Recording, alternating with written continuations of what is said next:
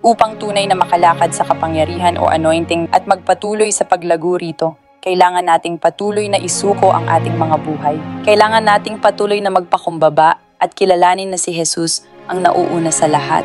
Ang kanyang gawain ang siyang prioridad. Ito ay isang buhay ng patuloy na pagsuko. Ito ay isang buhay ng pagdadala ng ating krus upang siya'y paglingkuran. Hindi ito isang beses lamang, hindi ito isang panahon lamang ng sakripisyo, kundi ito ay isang buong buhay ng pagsuko. Hindi ito isang taon o 4 na taon na ibinibigay natin sa Kanya at pagkatapos ay tatamasahin na lamang natin ang Kanyang mga pagpapala.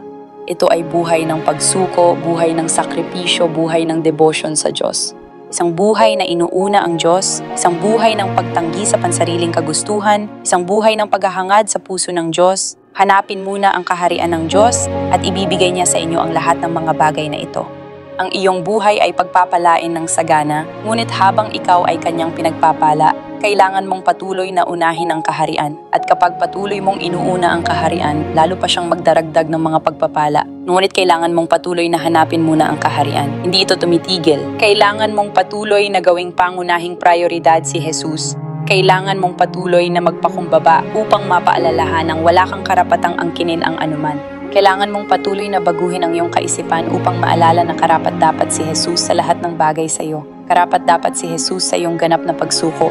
Tinatawag ka ng Diyos tungo sa mas malalim na debosyon.